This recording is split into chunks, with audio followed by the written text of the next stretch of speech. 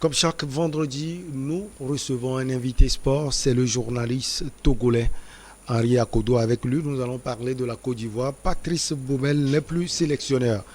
On va également parler de la Ligue des champions européennes. Manchester City rejoint le Real Madrid, Liverpool, Villarreal en demi-finale. Henri Akodo, bonjour, vous allez bien? Bonjour Michel, bonjour à nos chers téléspectateurs. La Fédération ivoirienne de football a annoncé ce mardi 12 avril que le Français Patrice Baumel n'est plus le sélectionneur des éléphants.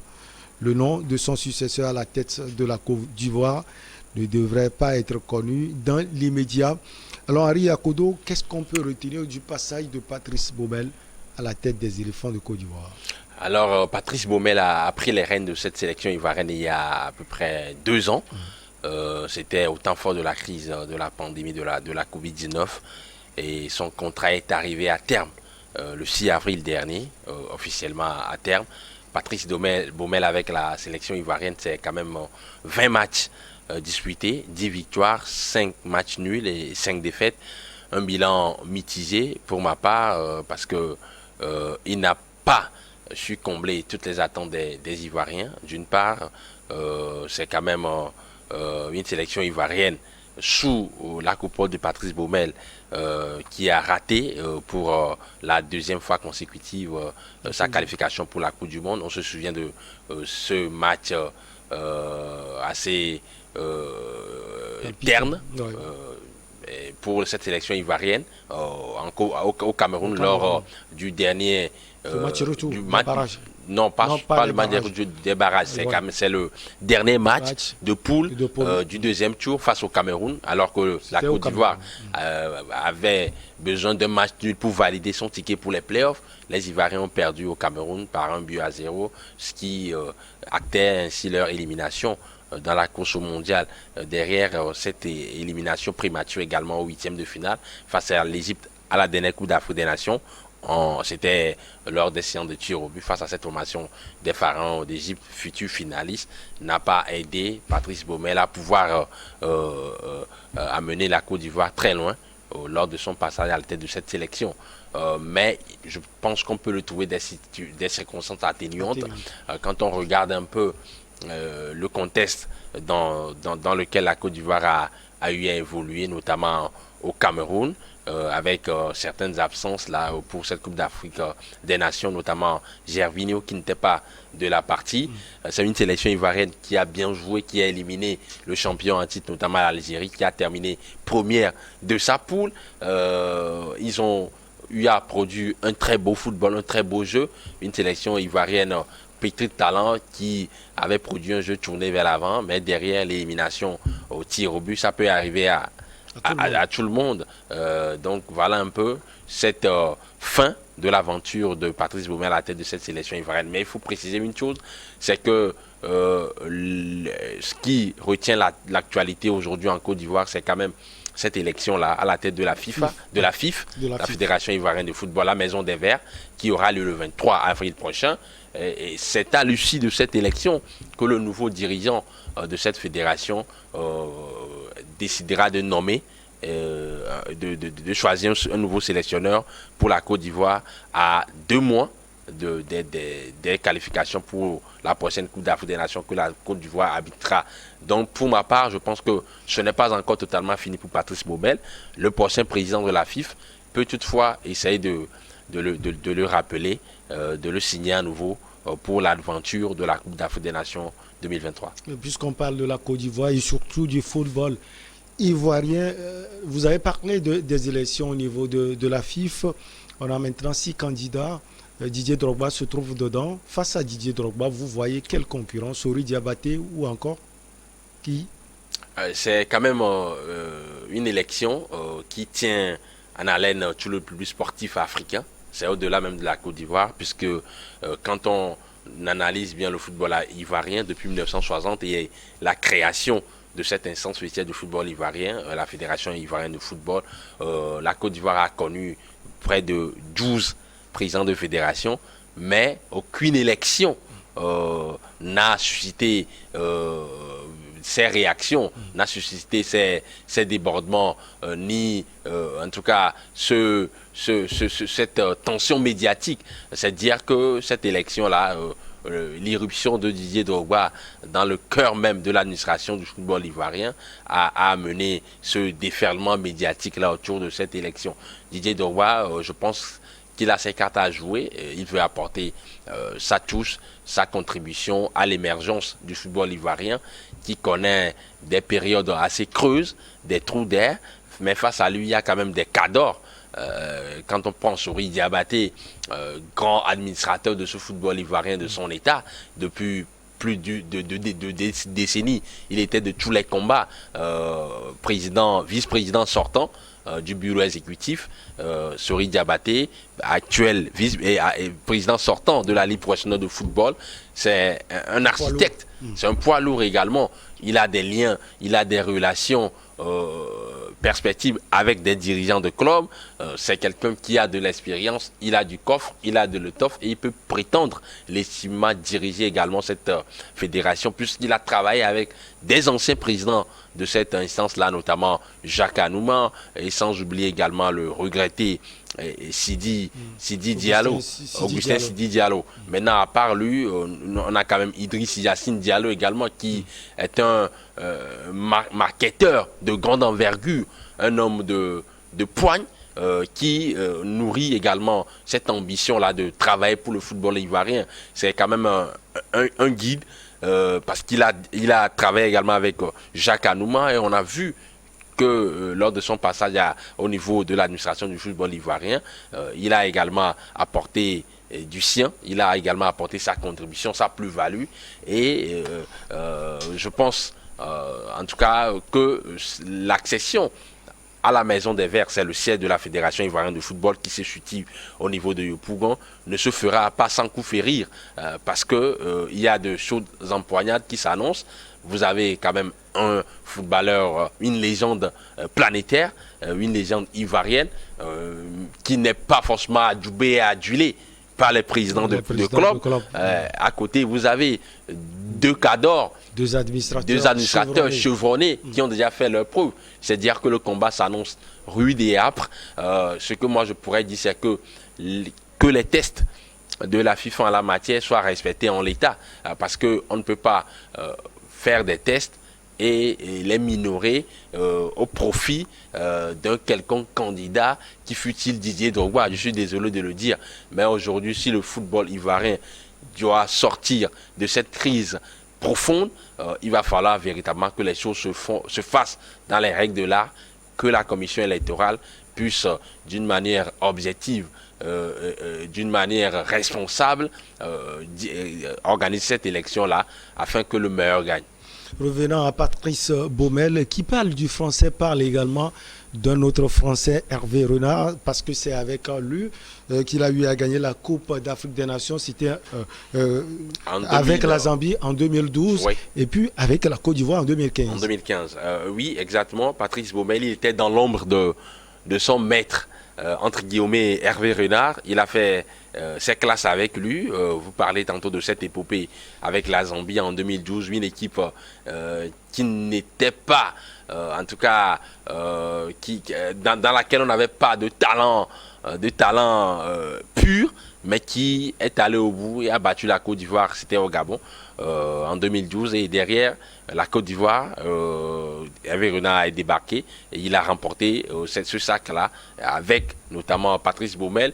L'avantage pour Patrice Baumel lorsqu'il prenait en charge cette sélection ivoirienne il y a 2 ans, c'est que la plupart des observateurs du football ivoirien disaient qu'il maîtrise un peu le terrain et qu'il va essayer d'apporter également sa connaissance là au football ivoirien pour que la Côte d'Ivoire puisse remporter d'autres sacres. La Côte d'Ivoire double champion d'Afrique, notamment en 92 et en 2015.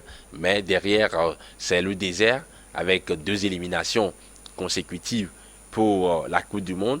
La Côte d'Ivoire qui a terminé 8e qui a été éliminée en quart de finale lors de la Coupe d'Afrique des Nations en 2019 et qui termine également en 8e de finale lors de la dernière CAN. C'est dire que la Côte d'Ivoire a régressé, mais finalement il n'a pas su quand même inverser la spirale négative. C'est un entraîneur de poigne qui véritablement prône le beau jeu. C'est un féru, il a de l'appétence pour le beau football, mais il n'a pas su implémenter sa philosophie à cette sélection nationale. Je disais tantôt qu'on peut le trouver des circonstances atténuantes. Est-ce que le prochain président de la FIFA aura le courage et la présence d'esprit de le reconduire, ou finalement la Côte d'Ivoire fera le choix d'un nouveau sélectionneur? C'est toute interrogation. Alors, la FIFA doit aller donc très vite. Le futur président de cette FIFA également doit aller vite pour trouver un sélectionneur, parce que la Côte d'Ivoire organise la prochaine Coupe d'Afrique des Nations. Oui, la prochaine Coupe d'Afrique des Nations, ce sera la deuxième que la nation dirigée par le président Alassane Dramane Ouattara va organiser. La première, c'était en 84 avec le président Feu Félix Houphouët-Boigny. C'est une Coupe d'Afrique des Nations qui s'annonce grandiose quand on voit un peu les infrastructures mises en place pour abriter cette compétition majeure sur le continent africain. Des stades au relent, aux dimensions quand même futuristes et modernes et holistiques. Quand on regarde par exemple le stade olympique Alassane Dramane Ouattara de Bimpe à Abidjan, c'est quand même exceptionnel. Je pense que c'est le fleuron même de cette expression de la grandeur de la Côte d'Ivoire sur le continent. Le stade Félix Houphouët-Boigny également est en pleine rénovation. Elle sera réceptionnée très bientôt. Le stade de Korogo qui sera baptisé au nom de l'ancien Premier ministre Amadou Gon Coulibaly également. C'est d'une architecture exceptionnelle, sans occulter également le stade de Boaké et de San Pedro. Donc la Côte d'Ivoire veut organiser une Coupe d'Afrique des Nations grandiose. Il y a une rivalité affichée et assumée entre la Côte d'Ivoire et le Cameroun. Le Cameroun qui vient de sortir d'une Coupe d'Afrique des Nations exceptionnelle, comme aime le dire son ministre des Sports, le professeur Narcisse Moulé Kombi. Sacré Narcisse Moulé Kombi. Exactement, un homme que j'apprécie beaucoup par ses sorties et ses envolées lyriques, parce que c'est quand même un homme qui aime le beau, c'est un homme qui aime l'esthétique. Quand il parle, on sent véritablement qu'il est un orfèvre de la langue de Molière. De l'autre côté, il faut préciser que les Ivoiriens, en tout cas, sont quasiment prêts pour cette Coupe d'Afrique des Nations, et elle sera exceptionnelle, cette grande fête du football africain. On espère que le Togo y sera après 2 éliminations consécutives. Vivement que le Togo participe finalement à cette grande fête du football africain. Et tout va bien pour que le Togo puisse participer à cette grande fête, Henri Akodo? Oui, le Togo qui vient d'effectuer son stage en Turquie, le stage de la trêve internationale du mois de mars. Et, ça s'est soldé par une victoire face à la Sierra Leone, 3-0, un match nul face à cette formation béninoise, 1 but partout.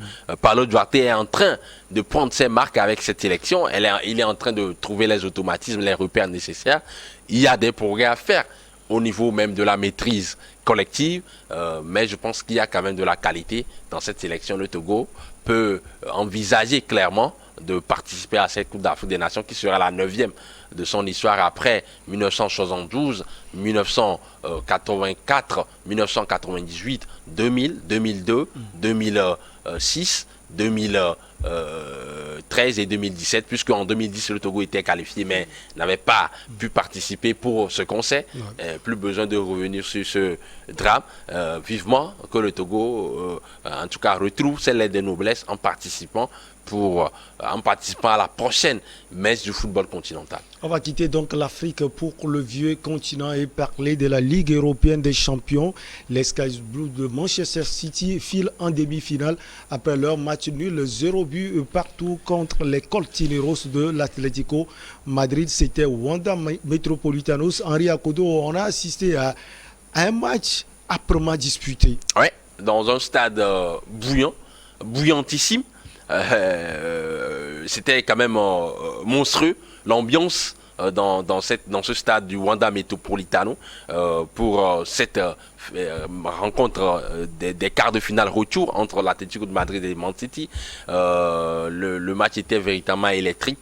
avec cette formation de l'Atlético Madrid qui devrait se relancer, qui devait marquer au moins un but pour se relancer dans la course pour la qualification pour les demi-finales. Ils ont mis de l'intensité, ils ont mis du rythme. Le bloc était beaucoup plus haut comparativement au match aller. Diego Simeone qui avait mis en place le 4-4-2, son 4-4-2 habituel, mais dans le comportement, ils étaient beaucoup plus agressifs sur le porteur du ballon adverse. Ils ont attaqué le porteur du ballon adverse. Ils étaient dans les bonnes zones, mais la décision ne s'est pas faite parce que la formation de Man City a quand même fait sa mue.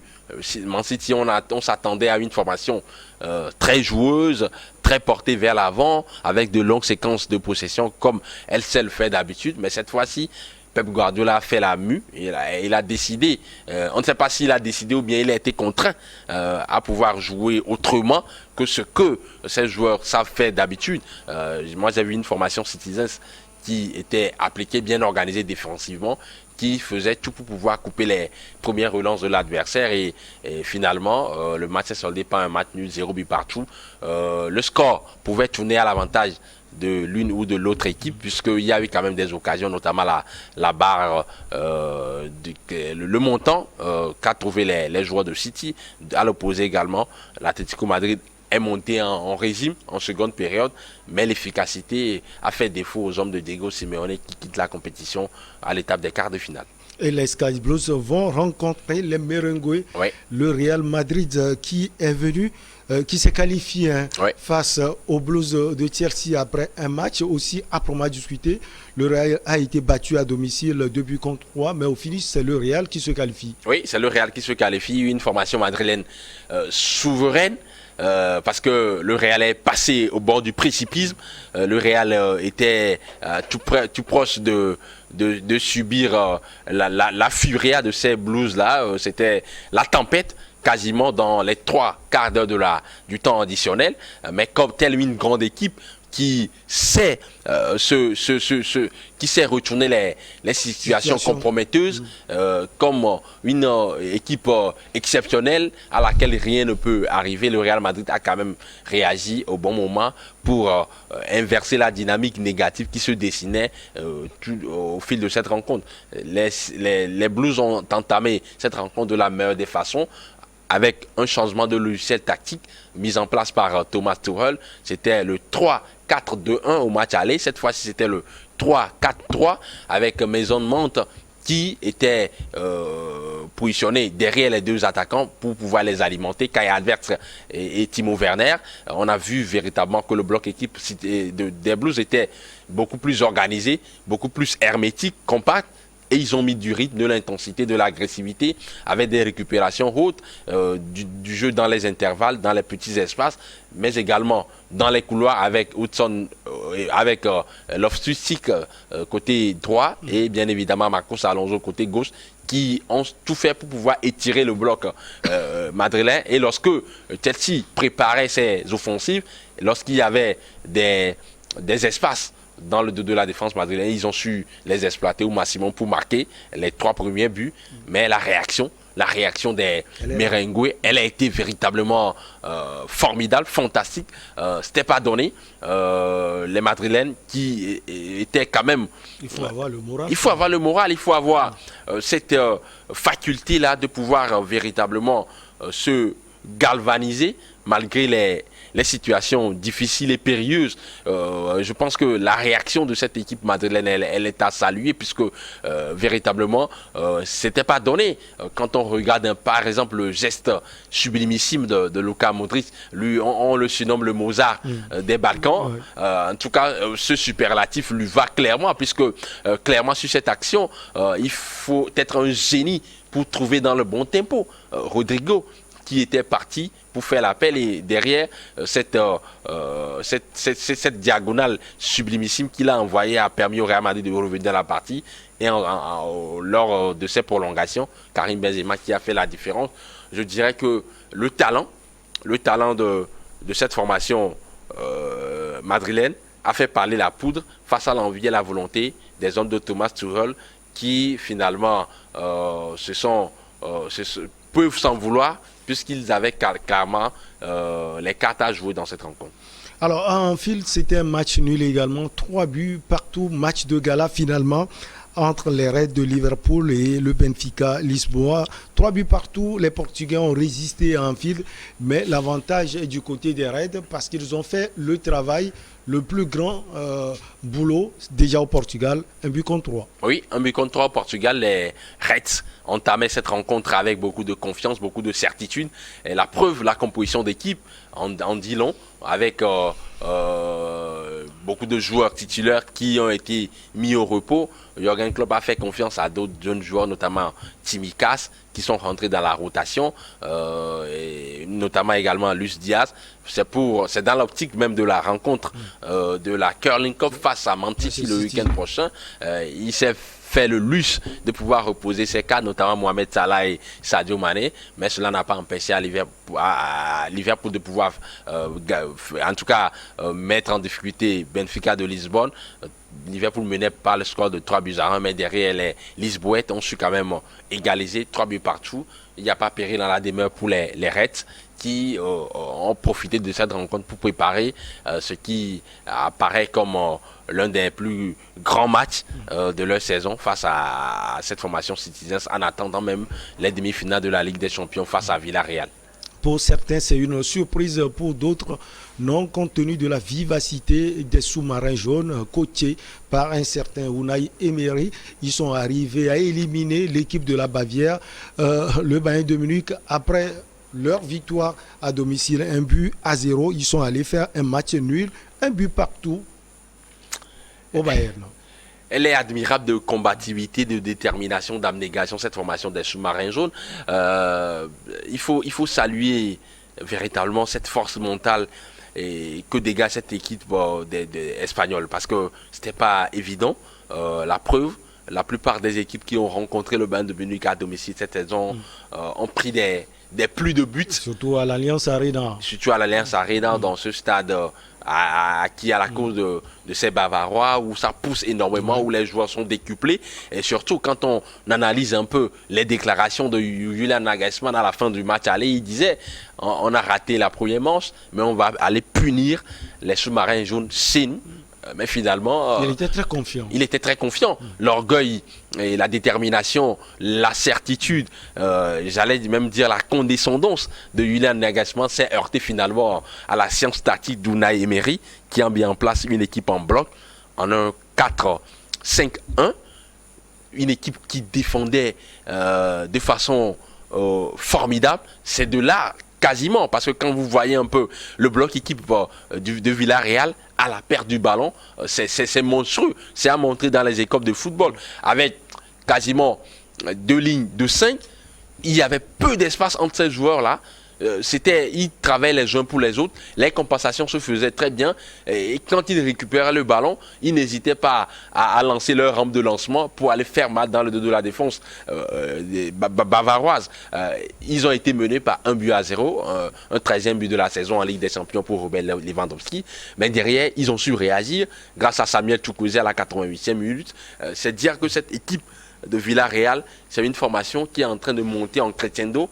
Elle avance masquée, comme le dit la citation latine, lavatus pro deo. C'est une équipe qu'on ne voit pas venir, mais qui a des armes, qui a des atouts, notamment des milieux de terrain qui sont expérimentés. Etienne Capou, sans oublier également Francis Coquelin, les deux ex-internationaux français, Gérard Moreno devant, Samuel Chukwueze, Raoul Albiol qui tient la baraque derrière. Il incarne à lui tout seul cette rigosité, cette volonté de défendre de cette formation de Villarreal. Je pense que cette équipe, elle est à craindre. Unai Emery a déjà fait un miracle avec cette formation en remportant notamment la Ligue Europa il y a cela 2 ans face à Manchester United.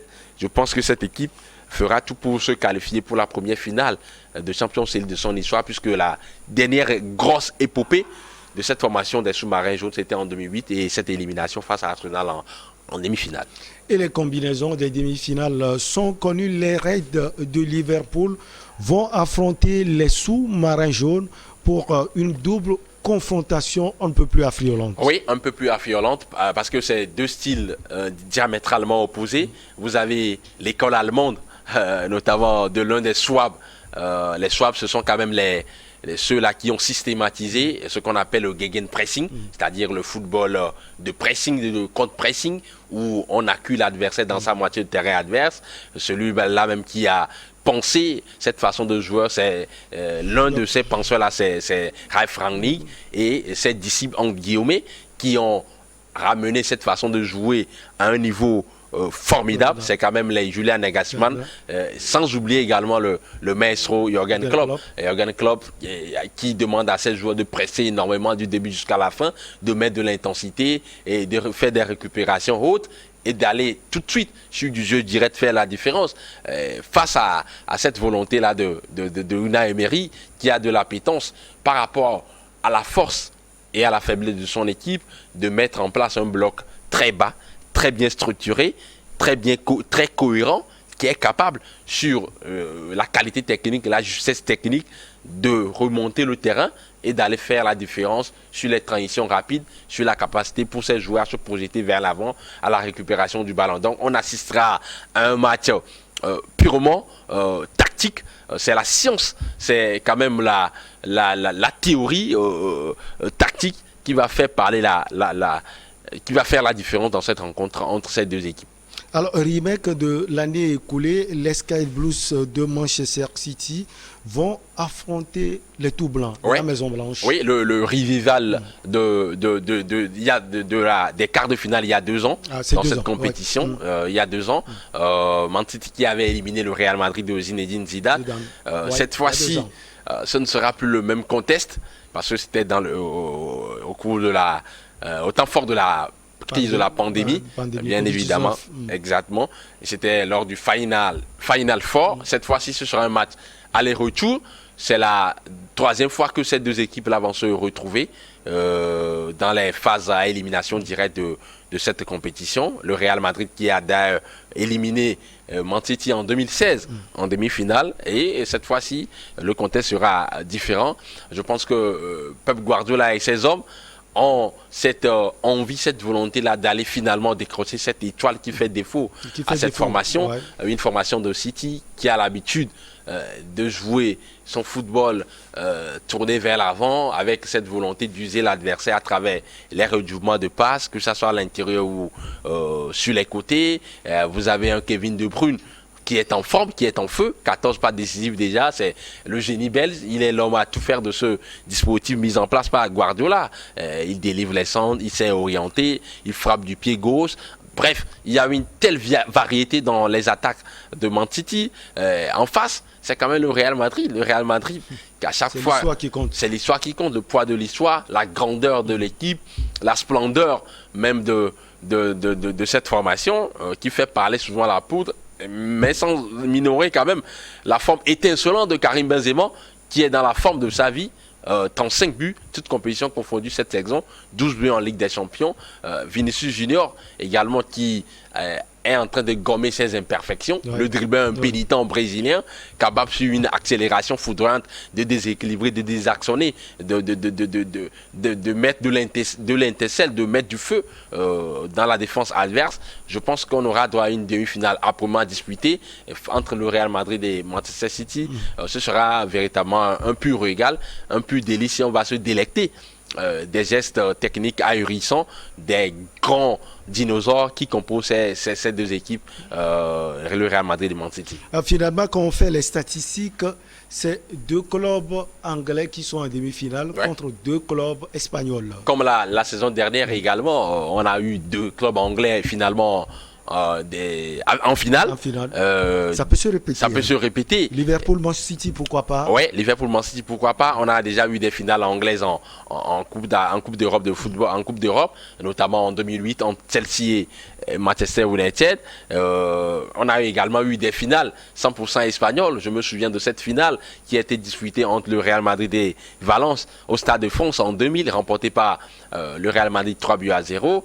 Il y a eu des finales entre cette formation du Real Madrid et bien évidemment du FC Barcelone également. Est-ce qu'on aura droit à cette finale-là entre les 2 clubs espagnols ou soit entre les 2 clubs anglais? C'est la grosse interrogation. Mais pour le moins qu'on puisse dire, c'est que rien n'est joué. C'est du 50-50. Je pense que à tous les niveaux, surtout avec l'annulation du but à l'extérieur, ce sera des demi-finales chatoyantes et excitantes.